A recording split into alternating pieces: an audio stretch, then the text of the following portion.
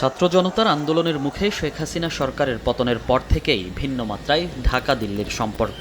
সম্প্রতি ভারতের আগরতলায় বাংলাদেশের সহকারী হাই কমিশনে হামলার ঘটনায় দিল্লিকে কড়া প্রতিবাদ জানায় ঢাকা। এছাড়া ভারতের গণমাধ্যমে বাংলাদেশ নিয়ে অপপ্রচার ঘিরে বেড়েছে উত্তেজনা।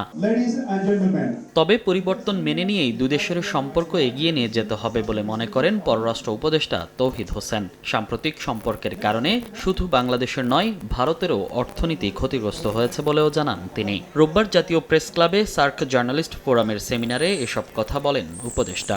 গত 2-3 মাস যাবত যে ব্যবসায় মন্দা যাচ্ছে দ্বিপাক্ষিক, সেটা কি শুধু বাংলাদেশকে এফেক্ট করছে?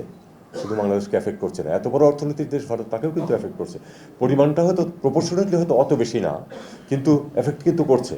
আপনি কলকাতার অর্থনীতি, পশ্চিমবঙ্গের অর্থনীতি যথেষ্ট ক্ষতিগ্রস্ত হচ্ছে এটার কারণে। এটা আমরা আশা করব যে এই অচলাবস্থা আমরা কাটিয়ে উঠতে পারব। 5 আগস্টের আগে এবং পরে ভারতের সাথে সম্পর্কে নিশ্চয়ই একটা গুণগত পরিবর্তন হয়েছে। এটা মেনে নিয়ে আমাদেরকে চেষ্টা করতে হবে সম্পর্ককে এগিয়ে নিতে।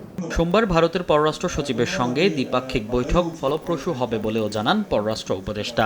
ভারতের পররাষ্ট্র সচিব আসছেন, আমাদের পররাষ্ট্র সচিবের সাথে আলাপ করবেন। এটা কিন্তু একটা স্ট্যান্ডিং মেকানিজম, এটা অস্বাভাবিক কিছু না। প্রতি বছর একজন যান ওপাশে, পরের বছর ওপাশ থেকে একজন আসেন পররাষ্ট্র সচিব পর্যায়ে। এটা ফরেন অফিস কনসালটেশন বলা হয় এটাকে, দীর্ঘদিন যাবৎ চলছে এবং তারই অংশ হিসেবে তিনি আসছেন। আমি আশা করব যে তারা একটা ফলপ্রসূ আলোচনা করবেন। পারস্পরিক অর্থনৈতিক স্বার্থেই সার্কের কার্যক্রম ভালোভাবে শুরু করা দরকার বলে মনে করেন পররাষ্ট্র উপদেষ্টা। পাকিস্তান এবং ভারত দুই দেশেই একটু রিজার্ভেশন লক্ষ্য করা যাচ্ছে। মনির হোসাইন, সময় সংবাদ, ঢাকা।